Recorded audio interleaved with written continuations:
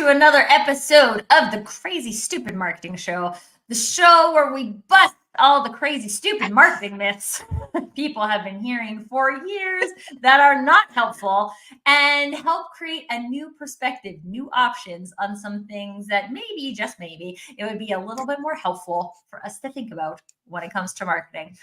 And I was watching this countdown video as it goes, and it talks about where the fundamentals of marketing come to life. And I'm like, today's topic really is a fundamental of marketing, because we are talking about communication.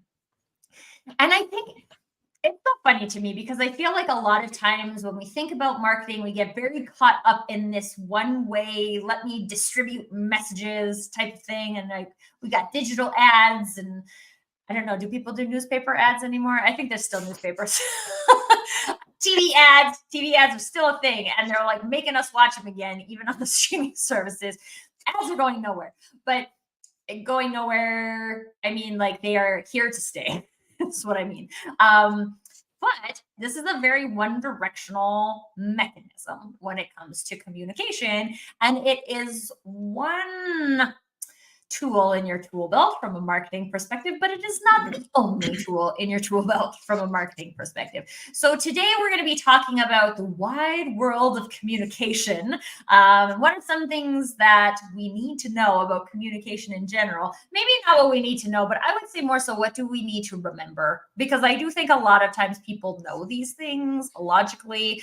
We just don't prioritize the knowledge. So we're bringing them back into your intentionality realm today, and how we can look at these things from a marketing perspective, both internal marketing with our employees and our culture, and also externally in our marketing campaigns.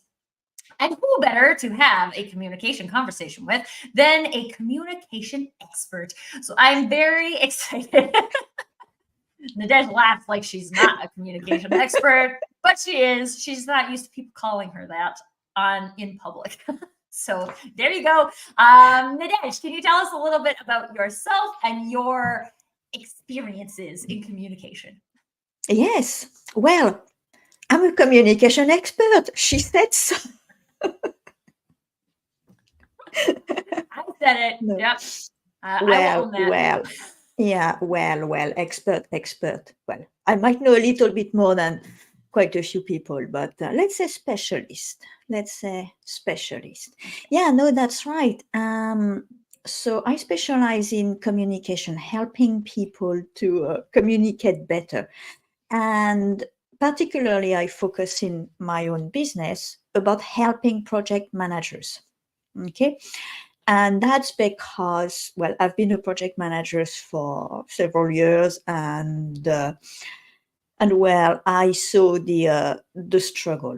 Okay, I was coming from a different field, doing managing research project, but a different field, and I became a project manager. And at some point, just sat down and said, "Oh gosh, what's happening here?"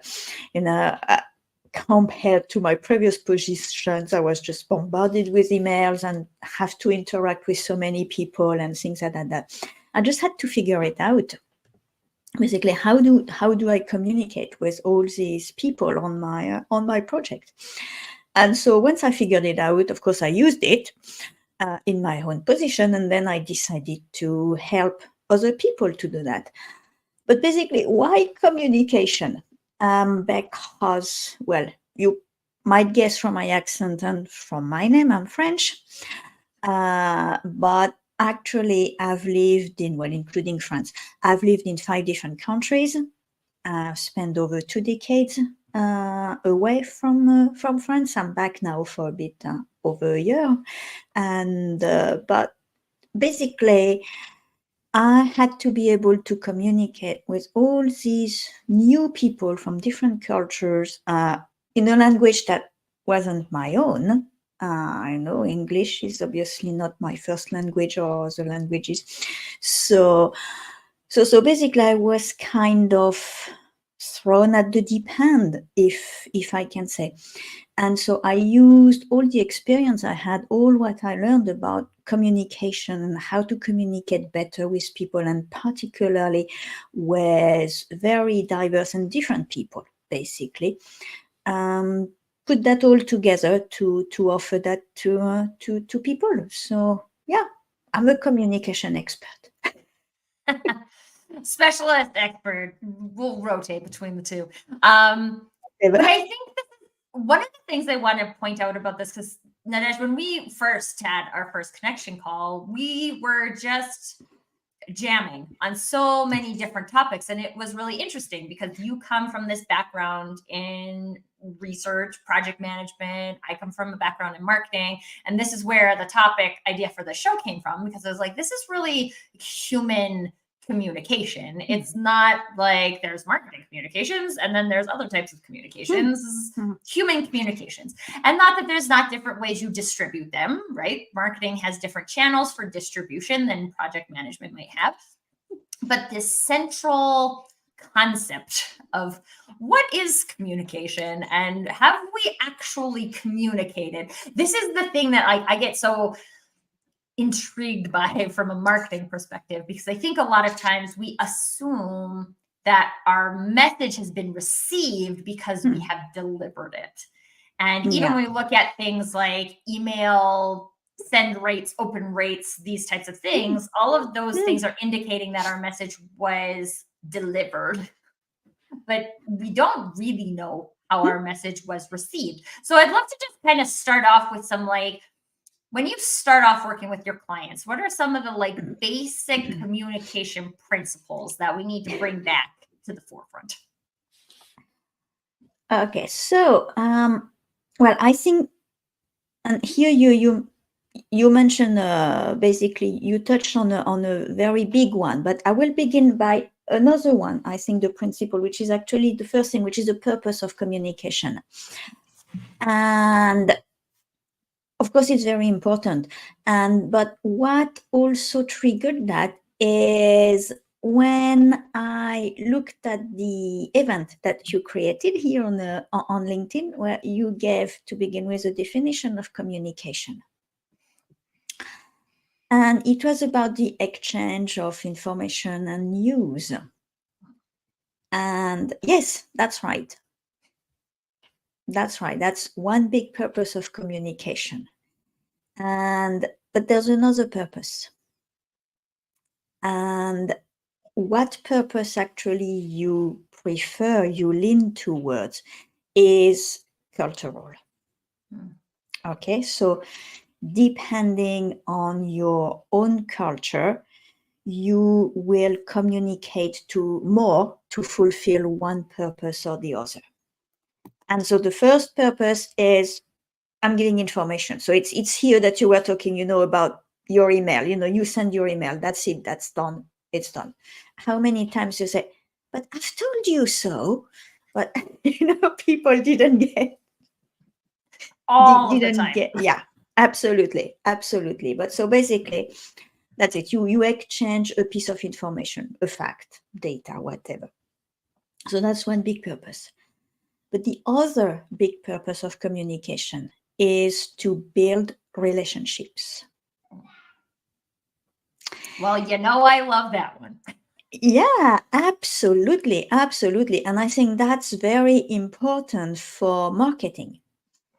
And we can talk more about that.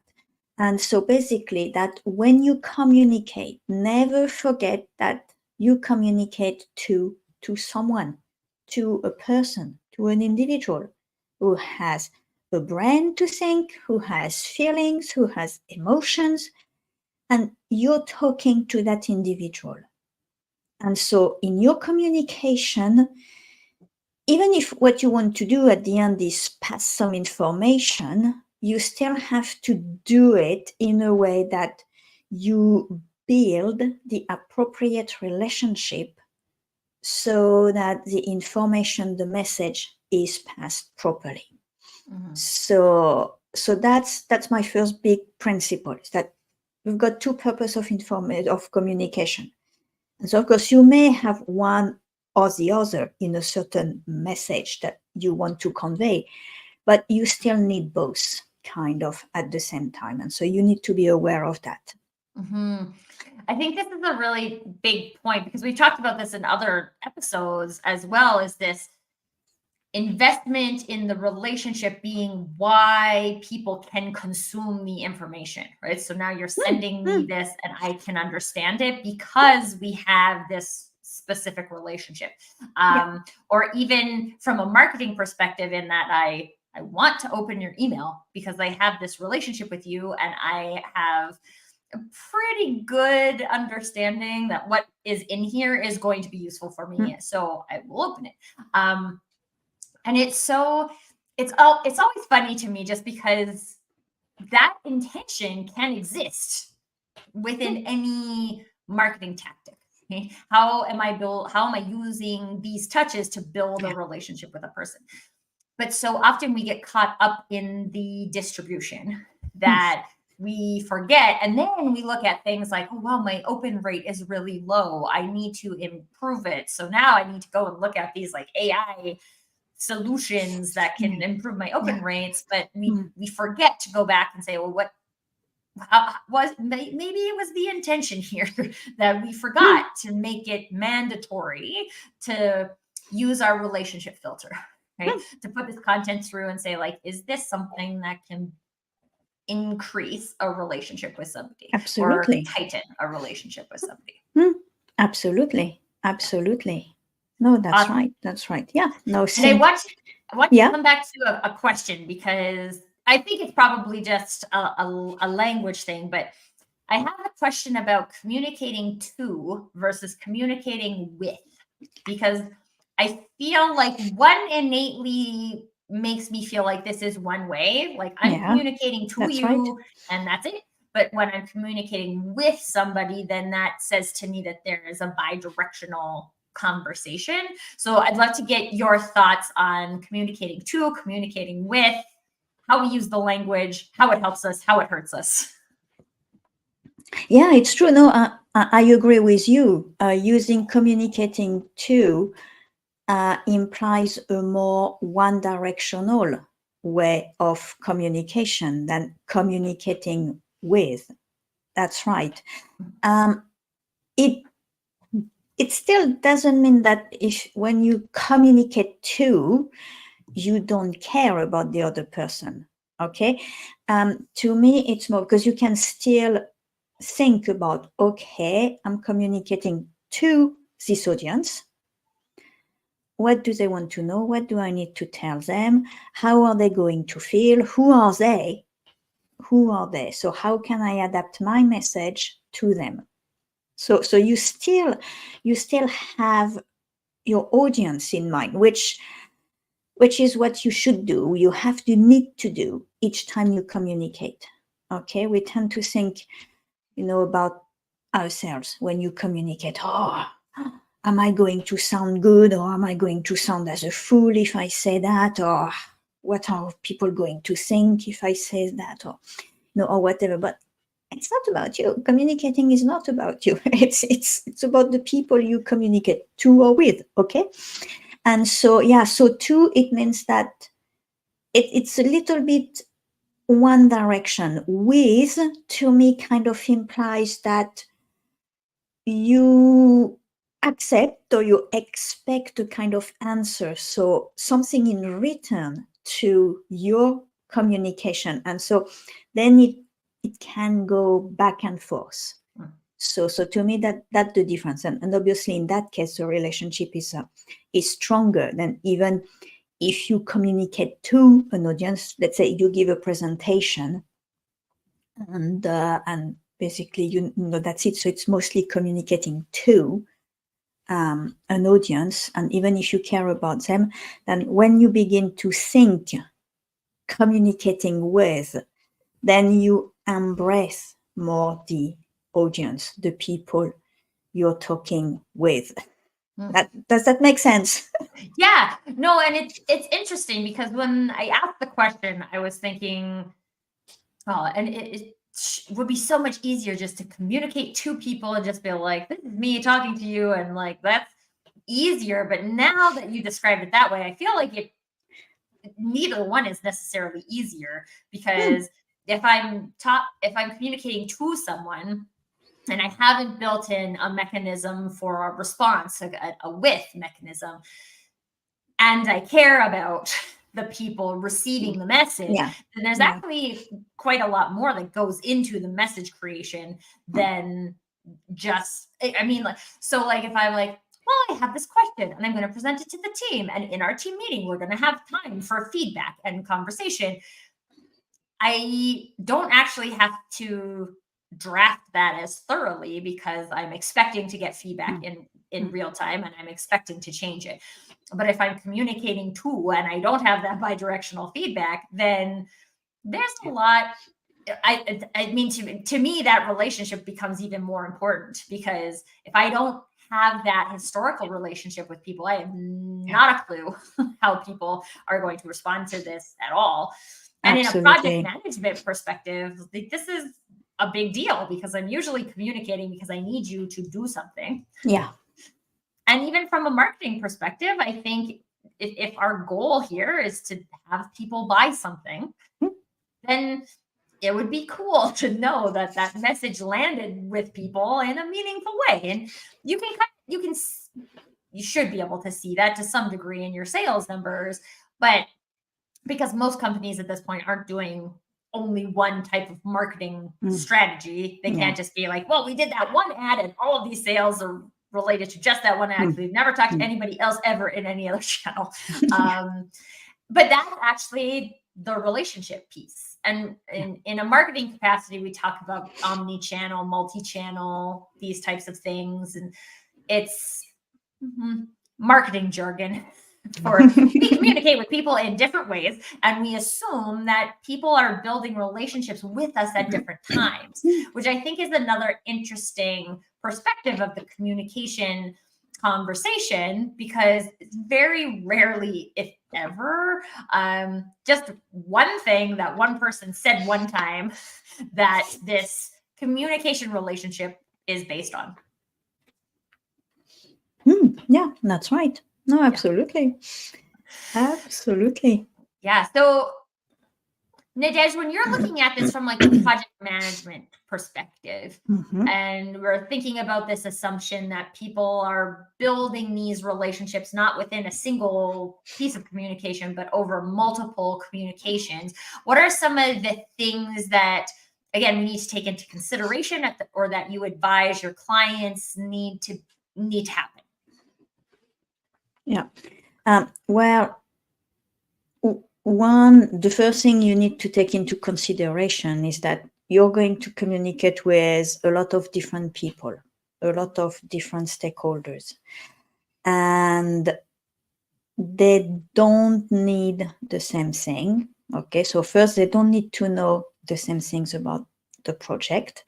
So, scattergun approach to your communication. I mean, I'm going to draft one message and send that to everyone and things like that. That's not going to work. And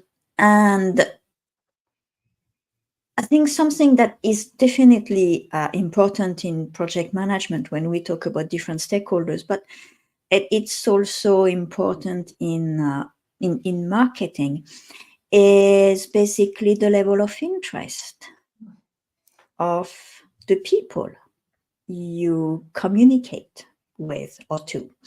Okay, and in project management, it's quite a lot communicate to, because there's a lot of stakeholders that basically you don't have that engagement, you don't have that relationship for whatever reason. But so basically their level of interest, and that will shape how you're going to say things to them, what you're going to tell them, and how you're going to tell them, because you want to increase that interest. So it means that in a way you have to find their own interest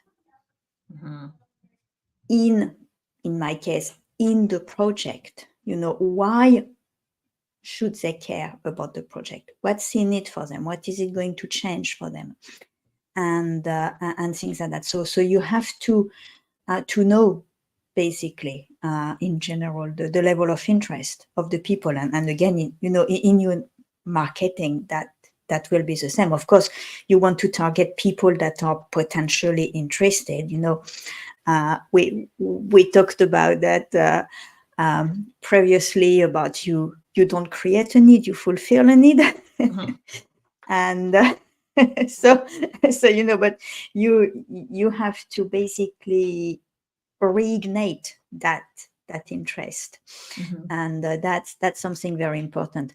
And yeah, and something very important is that you communicate with an individual, so you have to understand that individual. And when we were talking about principles of communication, is that basically when you craft a message, whatever it is, whether it's just a conversation like that we're having, it's a formal email, it's a report, whatever, it is influenced by many, many, many factors,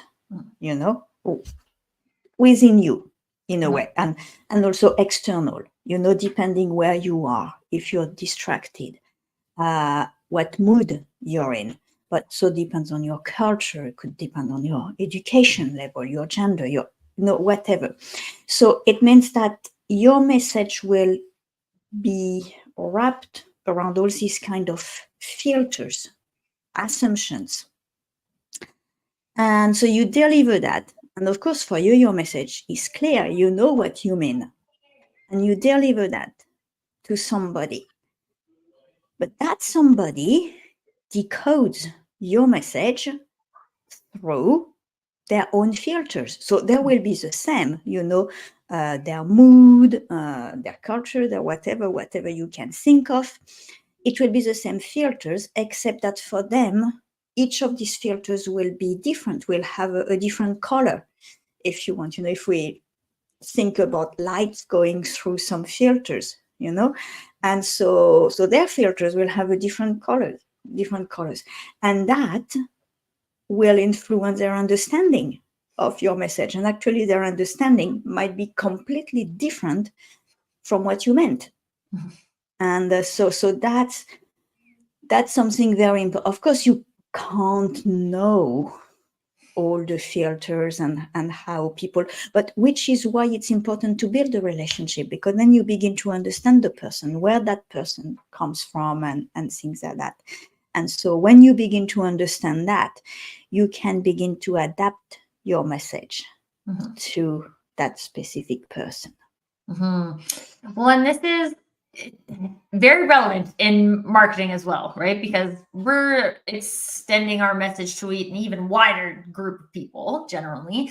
And even if we have a very well defined ideal client profile, which I am using air quotes for that because I have my own opinions about ideal clients.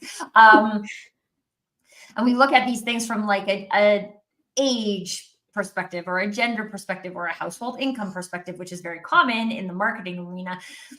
All of a sudden, what this phenomenon still exists. So even within that niche of customer, all of these additional filters are still happening. And there are people who have different levels of interest.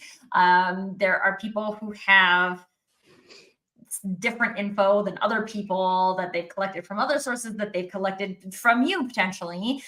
And so we still have, no matter how well we segment in terms of demographics, we still have these filters that are unique to every single person.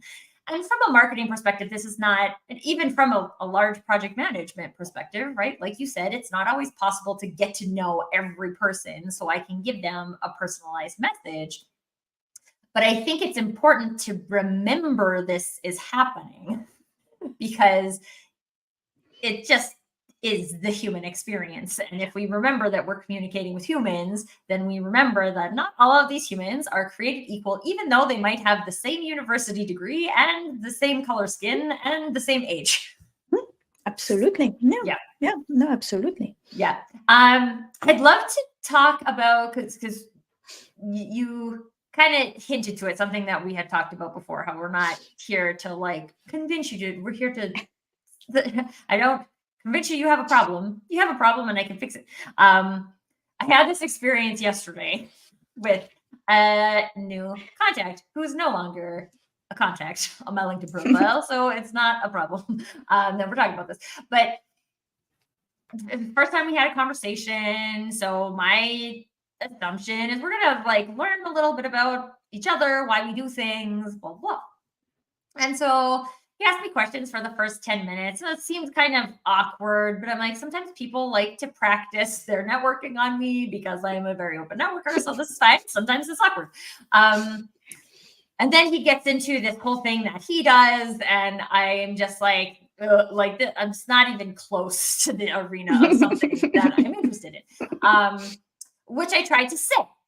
Like, I just don't think that I'm the right person for this. I think you're probably looking for people who have this kind of problem. So, like, in your networking, you might want to try something that helps you identify that before you get on a call with them. His response to me was, I don't think you know who you're talking to. And I was like, I'm sorry. I don't think you know who you're talking to. And I hung up on a Zoom call, which was the first time I've actually done that. But I was like, this is so interesting to me because this is an interest, a level of interest problem, right? Not that there aren't people out there who are probably interested in this. I just have like the lowest possible level of interest in what you're trying to sell. And that's, again, like, I don't eat green beans. And not a fan of green beans, haven't been since I was a little kid. I don't buy them. Right. And if someone was like, you need to have green beans. If you don't have a diet with green beans, you'll never be the healthy person you could be. And I'd be like, that's fine. And it might be true, but I'm not eating green beans. I don't like them. Go sell your green beans elsewhere.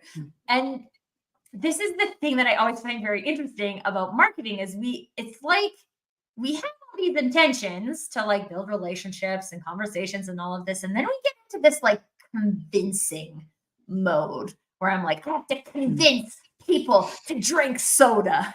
And you're like, just be honest, people. Like Coca-Cola, Pepsi, these guys did not make money by convincing people to drink soda.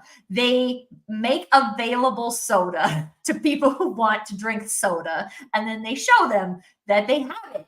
And then people are like, oh yeah, Coca-Cola, I'm really thirsty. I should have soda. And there's also lots of people who don't drink soda who see those commercials and they're just like, that was a waste of 30 seconds. But we get caught up in this. I got to convince people. And what do I have to do? What type of content do I have to create? What type of message do I need in order to convince people that they have a problem? And so I'd love to get the like communication perspective on this, Nadege, because what happens or what have you seen happen when we switch from like even communicate to mode into convince mode?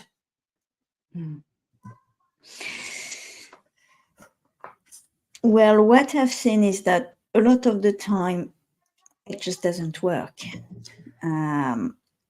Basically, people might end up doing something, because, well, okay, they're fed up and they just want to get out of that conversation and they will do it. Or you come to a headlock and saying, yeah, you've got to know I want. Yes, you've got to know I want. So basically, most of the time, it doesn't work.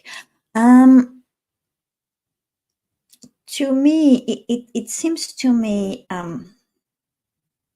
because I've seen so many, having lived in different countries and work with basically people from all over the world. But, even if, as you say, if you take an ideal client, you have a very narrow specific profile. Even within that narrow specific profile, people will be different because they have different lived experiences.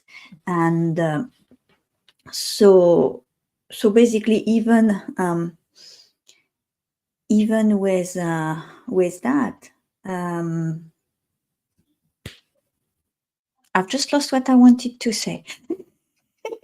Yes, I've got it back. But that convincing thing is that we see the world throughout our own filters, okay, which are mostly our beliefs, our values, our culture, but beliefs, they're just beliefs.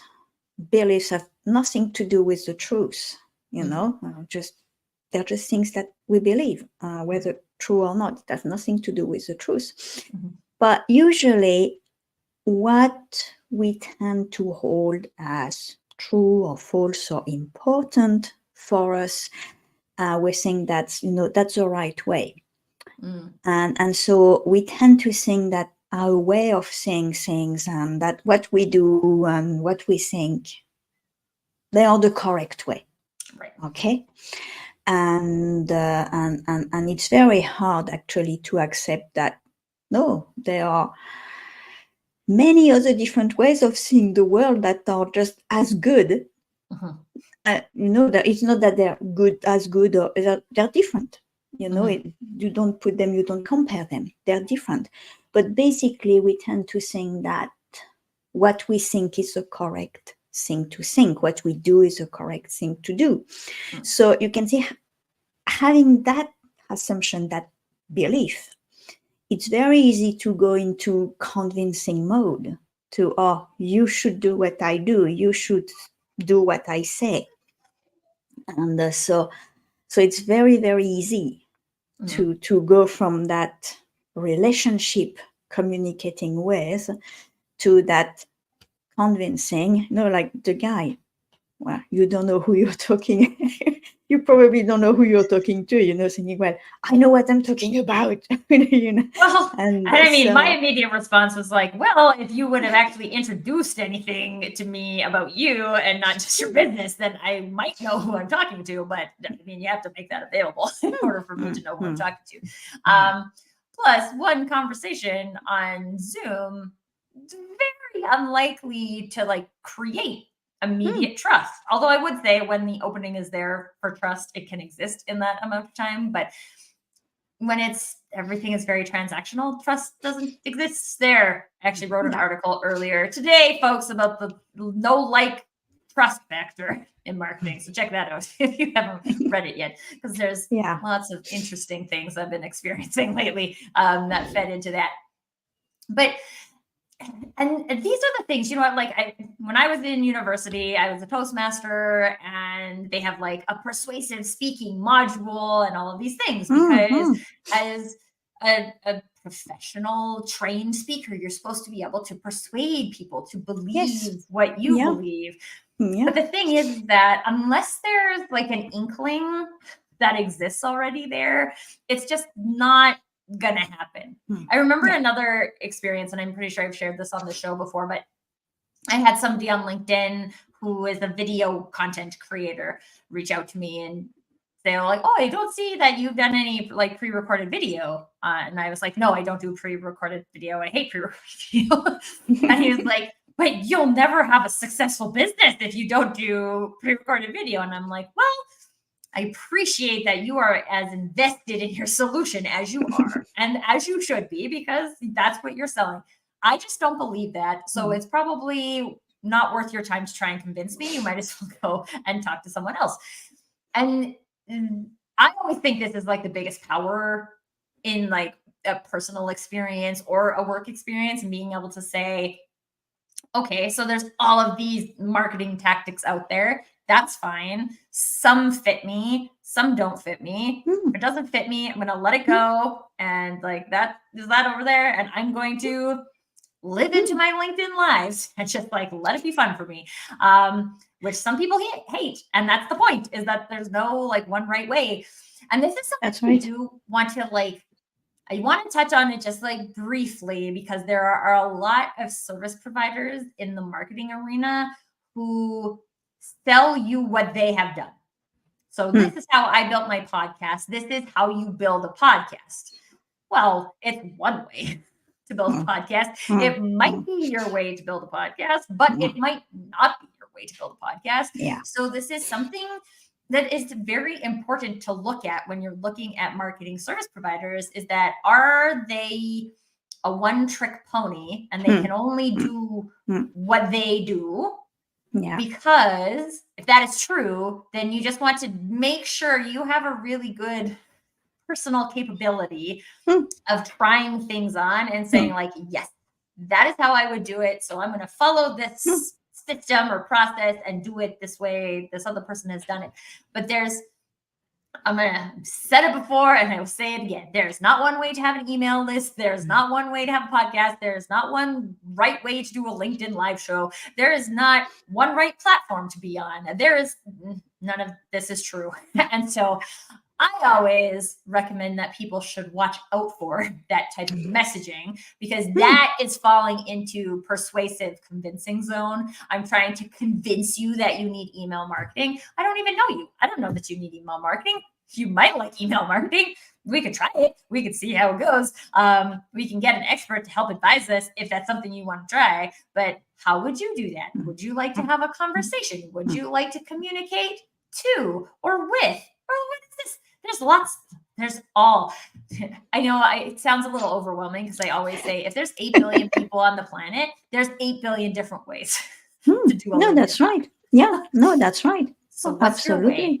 And yeah, while we're talking about like when we're communicating, we do want to take into consideration the people we are communicating to and or with.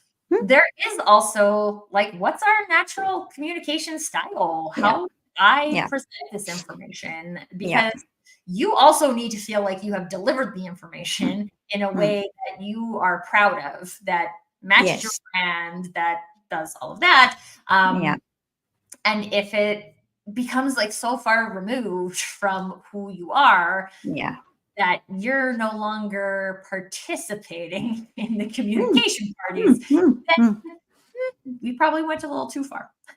Yeah, no, that's right. Yeah, no, that's right. That's right. No, you did, as you said, there are 8 billion people, 8 billion different ways. So that's right. You need to adapt your communication to the people you're talking to. But we are not professional actors, and you don't have to. You need to adapt, but in a way that you do not change who you are. But there's still a lot of scope. There's still quite a lot of things that you can change, and also thinking that sometimes who you are, the way it comes across when you communicate, is not helpful. So, maybe look at seeing how you can actually change that, because being that is not helpful. So there's still a lot of scope, but it's true that you need to stay in a way true to yourself, because your communication is not just your words. The words are actually not very important. Well, in relation to your body language, your facial expression, the way you speak, rather than what you say. All that is very important. And if there's a mismatch between these signals, people will not trust you, so they will not trust your message. And whatever you say, they're not going to trust your words. Okay? They're going to trust your body language. They will see the signals, because we're a visual species. So that's what we're going to pick up first. And we're going to be much more influenced by that than actually by your words. So basically within that, so that's why you need to stay true to yourself, because if not, yes, as you say, it's not you, and it's awkward, and it's a kind of false message that you put. But basically, you've got to understand that people have very different way. Again, I'm coming back to how you see the world, and you're absolutely right. In your stories, when I see people, that's and it's what a lot of marketing consultants, are telling you, how you build your business. Well, find a system. Find a problem that you solve, either for somebody else or for yourself, and see how you solved it. Find the steps and things like that, and you sell that to others. But that assumes that others are like you. No, and where to say, well, you're like me, so it works for me, so it's going to work for you. No, that's absolutely what you said. And I've seen many, not just in the marketing world, but in project management, it's quite usual sometimes of project to have external consultants. And usually the thing that this is what you do, okay, this is what you do. We're going to do this and that. And there was only one consultant, and that's the only one consultant from my professional days that I kept in touch with, and I'm still collaborating with him, who arrived and asked, what have you done so far about that? And was not coming with his own solution. Right. And so again, you've got all about communication is understanding that other people are different from you. They are different from you, and you have to accept that. So in the way you craft your message and in the way you receive their message also, sometimes we get whatever, angry, upset, or whatever by your message. Most of the time it's not what the person means, it's how we interpret their message, because again, we have different filters. This is so true. And those are things we don't control. Two people can hear the exact same thing and have a completely different experience of it. And it's just so one of the things that this brought up for me when you're sharing about the body language, because I think this is very true in one-on-one communication, which is something that gets lost in marketing because we're no longer communicating one-to-one. And it's actually, I would say it's more common now in the digital environment because we can have more easy access to individuals on behalf of a brand. But if you think about TV 20 years ago, right, very few people had spokespeople. Maybe they looked like the Kool-Aid man.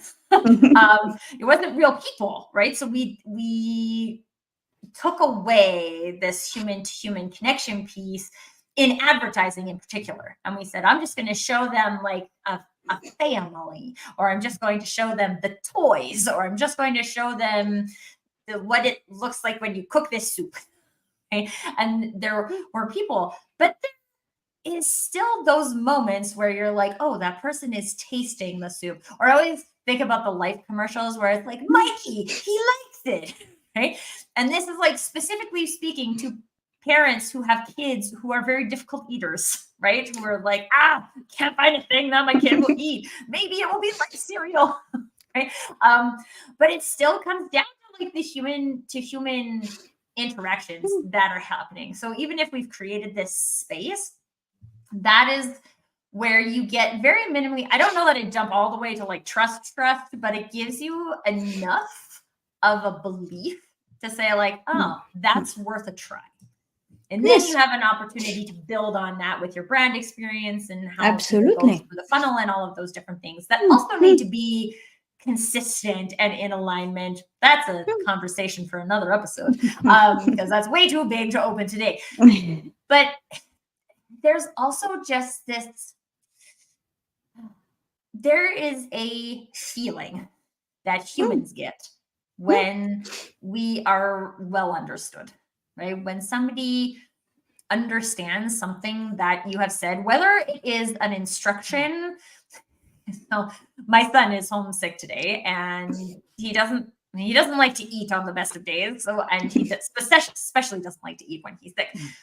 And so we were watching this number block show and they were like doing and I'm like, okay, can you take one bite of your cereal every time it switches to a new number? And he was like, yeah, I can. So he takes like one bite and we go. And like, that is me feeling validated in that, like, I communicated this effectively. And I have honestly been trying all day to come up with something that would make you want to eat it.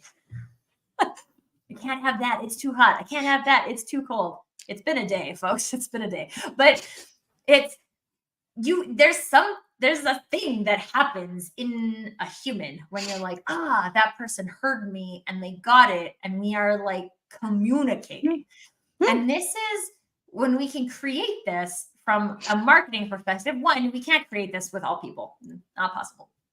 But when we can create it with certain people, this is where you get like brand champions. It's where you get people who will be lifetime customers. It's where you get people who will buck your funnel trend, and maybe you have an 18-month close rate, but this person just met you and now they bought within 30 days, right? Like these are the when we have these human to human interactions. And so really, as like the final wrap up today, I would just challenge you all to take a look at your marketing tactics, maybe even your marketing strategies, because some strategies are not actually strategies, they're just tactics. And ask yourself, what's my communication goal with this? Is this a communicating to? Is it a communicating with? If it's a communicating with, do I have a response mechanism? If it's a communicating with, do I have a response mechanism that someone is monitoring? Because we want it to be a with. We don't want it to just be out, which is very common with like company social media pages, right? Company posts a social media post, and there you go. That check the box. We did the thing for the day. Well, is that supposed to be that? Or is it supposed to be a two-way? Is it working as a two-way? And just look at some of these things and give yourself a grade. A scale of 1 to 10, 1 being terrible and 10 being awesome. How effectively is this tactic or this strategy communicating what I wanted to communicate? And sometimes you to like, I don't even know what I want this to communicate. I was just doing it because someone told me that I should. Again, another big problem in marketing. You should post on social media every day. Okay? No, that's right. And bouncing back on say, I don't know what I communicate. It's that in a way that will always be true. Okay, because you communicate something, but we were talking about advertising. And actually, you don't really know what will get the person to buy your product. In a video, you put a video online or something like that. You don't know what kind of image. If we talk about a soda, imagine a soda with a video of a young woman on the beach with a dog in the evening with a sunset.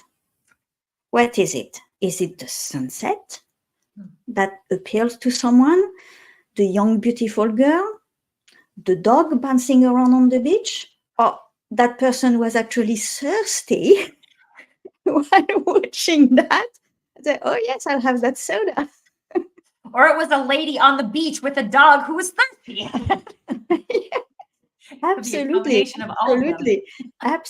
So do your best, but there's always a degree of uncertainty and unexpected about what you communicate and how it's going to be interpreted. It's true. And this is so last week we had a No Pitch networking event, and one of the things we were doing was celebrating the influential women in our lives because it's International Women's Day. And one of the participants had said, if we're thinking about these people, we should reach out and tell them that we're thinking about them. And I will tell you from a quote unquote marketing perspective. So I did a TED Talk 2.5 years ago. And I don't monitor it, right? Like I don't know how many people have viewed it. I don't know. Because to me, one, it was a bucket list item, so that's cool. But two, it was also, I want to get this message out here. I know the message is out there, right? So I'm not gonna micromanage this. It is what it is. And probably once every 6 months, I get a message from somebody who watched it, who was like, this is the most impactful thing I've ever seen. Wow. And I'm like, that is crazy because there's so much content out there nowadays. But having that moment where, again, like, wow, I created that because I hoped it would help one person to see things differently. And at this point, I've had like 3 people I know for sure who have been impacted that way by it. And it makes a big difference. So if you are somebody who, especially if you're like following someone on LinkedIn or you really appreciate their content, just like take a minute today and say, hey, you know what? I saw this video of yours and I really appreciated it. Keep creating. Because I will tell you, there's a lot that goes into creating, and there's a lot of personal energies that sometimes are not overly aligned when creation happens. If you guys were watching last week, you would know that I also had a day that Tuesday, and I was like, I don't want to do this show today at all. But I did it, and I had fun, and we learned lots of things, and it was great. But it's not the easiest thing to create on an ongoing basis. And if you are a leader in an organization, it's also important to take this into consideration with your marketing team. Yes, these people have been hired to create. They like to be creative. They have fun thinking about these types of things and how to communicate with people en masse, but also individually. And they are also people who need to be heard, who need to be understood. And I think sometimes that gets missed in the marketing department culture. So I would love to bring that back as much as possible.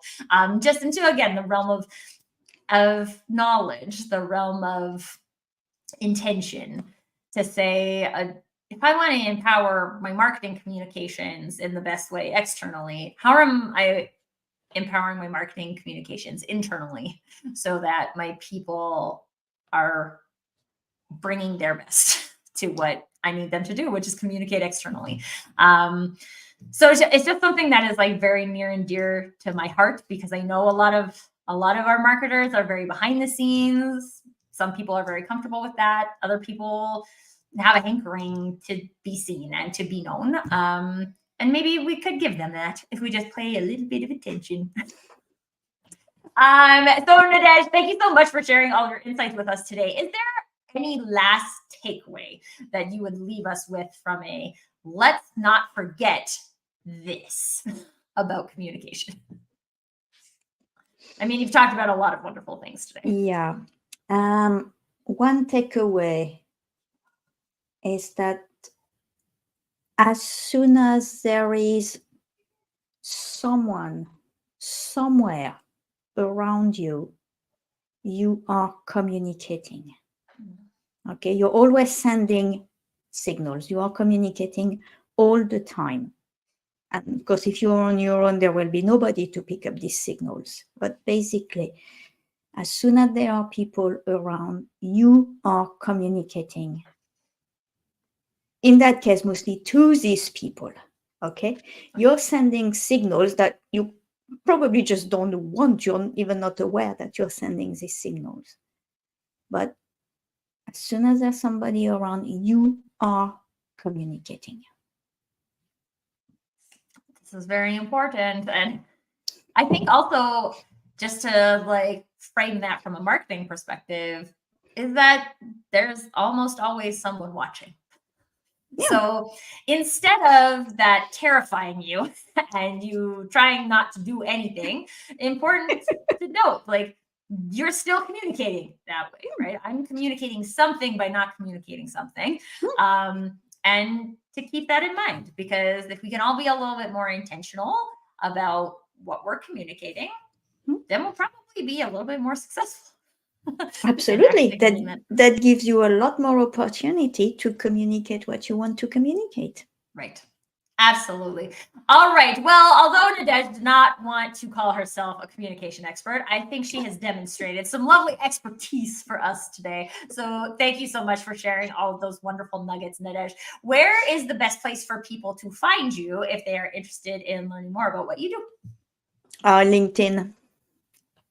LinkedIn. Yeah. This is how we do here on our LinkedIn Live. So if you're ever watching this on YouTube, you should just know that you should come over to LinkedIn and hang out with the crew over here, because this is where we actually do all of our conversing and knowledge share, where we come up with all of these fun ideas for episodes for the show.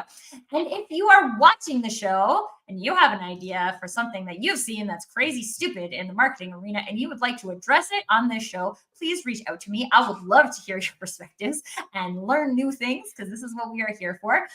Also, if you are watching this show either live and you didn't make yourself known, or you're watching it on the replay, please make sure to stay in the conversation about marketing communications. I think what we explored today is this a tiny sneak peek into the whole big conversation about communication. So if accurately or authentically communicating things in your marketing is something that is very important to you, please make sure to stay in the conversation.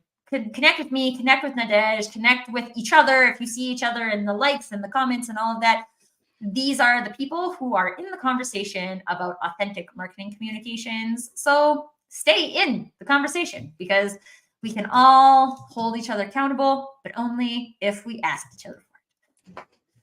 So with that, thank you everybody so much for watching today. Nadege, thank you so much again for joining us. And until next time, everyone, permission to do you. Thank you, Tracy. Bye, everyone.